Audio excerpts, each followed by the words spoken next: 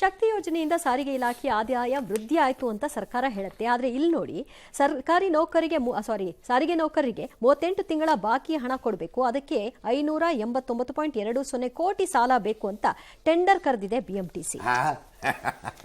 Transparent ಆಗಿ ಕರೆದಿದ್ದಾರೆ. Very good, very good. ಯಾರು ಕೊಡ್ರೆ ಅಂದರೆ ನಿಮ್ಗೆ ನ್ಯಾಷನಲೈಸ್ಡ್ ಬ್ಯಾಂಕ್ಸಲ್ಲೂ ಸಾಲ ಸಿಕ್ತಿಲ್ವೋ, ಕ್ಲೋಸ್ ಆದಂಗೆ ಅಥವಾ ಅಡಮಾನಕ್ಕೇನು ಇಲ್ವೋ? ಕೊಡೋದೆಲ್ಲ ಆಗಿಬಿಟ್ಟಿಲ್ಲ. ರಾಮಲಿಂಗಾರೆಡ್ಡಿ ಅವರೇ, ಸಿದ್ದರಾಮಯ್ಯವ್ರಿಗೆ ಹೋಗಿ ಹೇಳ್ಬಿಡಿ, ಸರ್ ಇವೆಲ್ಲ ನಡೆಯಲ್ಲ, 100% ಬಾಗ್ಲಾಗ್ತೀವಿ, BMTCನೂ KSRTCನೂ ಉಳಿದೋವು, ಇದು ನಡೆಯಲ್ಲ. 38 ತಿಂಗಳ ಬಾಕಿ ಮಾತಾಡ್ತಾ ಇದ್ದೀರಿ, ಇನ್ನು ಸ್ಯಾಲ್ರಿ ರಿವಿಷನ್ ಆಗಿಲ್ಲ ಅವ್ರಿಗೆ. ಆಗಿಲ್ಲ ಸರ್. ಕ್ಯಾಪಿಟಲ್ ಇನ್ವೆಸ್ಟ್ಮೆಂಟ್ ನಿಮ್ಮ ಹತ್ರ ದುಡ್ಡಿಲ್ಲ. ಹೌದು, ಭಾಳ ಕಷ್ಟದಲ್ಲಿದೆ ಪರಿಸ್ಥಿತಿ. ಈ ಆಗಿರೋದನ್ನು ಒಪ್ಕೊಂಡು ತಪ್ಪನ್ನು ಸರಿ ಮಾಡಿಕೊಂಡು ಕೇಜ್ರಿವಾಲ್ ಟೈಪ್ ಮತ್ತೆ ವಾಟರ್ ಬಿಲ್ ಕೊಟ್ಟಂಗೆ ಶಕ್ತಿ ಪಕ್ತಿ ಮಕ್ತಿ ಎಲ್ಲನೂ ಕರೆಕ್ಟ್ ಮಾಡಿ ಮುಕ್ತಿಯನ್ನು ಪಡ್ಕೊಳ್ಳಿ.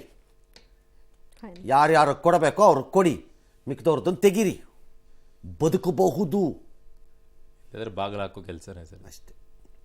ಪ್ರಯಾಗ್ರಾಜ್ನಲ್ಲಿ ಮಹಾಕುಂಭಮೇಳದಲ್ಲಿ ಈವರೆಗೂ ಪುಣ್ಯ ಸ್ನಾನ ಮಾಡಿದವರು 42 ಕೋಟಿ ಮಂದಿ, ಇನ್ನೂ 10 ಕೋಟಿ ಹೆಚ್ಚುವರಿ ಆಗಬಹುದು ಅಂತ ಹೇಳಲಾಗ್ತಿದೆ. ಇನ್ನು ಈ ಸಂದರ್ಭದಲ್ಲಿ ಅಗ್ನಿ ಅವಘಡ ಸಂಭವಿಸಿದೆ. ಸೆಕ್ಟರ್ 18ರ ಶಂಕರಾಚಾರ್ಯ ಮಾರ್ಗ್ನಲ್ಲಿ ಹಲವು ಟೆಂಟ್ ಭಸ್ಮವಾಗಿದೆ. ಅದೃಷ್ಟಕ್ಕೆ ಯಾರಿಗೂ ಏನೂ ಆಗಿಲ್ಲ. ಇನ್ನು ಕುಂಭಮೇಳ ಮುಗಿಸಿ ವಾಪಸ್ ಬರ್ತಾ ಇದ್ದ ಯಾತ್ರಾರ್ಥಿಗಳ TT ಇಂದೋರ್ ಬಳಿ ಅವಘಡಕ್ಕೆ ತುತ್ತಾಯಿತು. ಬೆಳಗಾವಿಯ 4 ಸೇರಿದಂತೆ 6 ಮಂದಿ ಬಲಿಯಾಗಿದ್ದಾರೆ. ಈ ಮಧ್ಯೆ DCM DK ಶಿವಕುಮಾರ್ ಅವರ ಪುತ್ರಿ ಐಶ್ವರ್ಯ ಕುಂಭಮೇಳದಲ್ಲಿ ಭಾಗಿಯಾದರು. DK ಶಿವಕುಮಾರ್ ನಾಡಿದ್ದು ಹೋಗ್ತಾರೆ.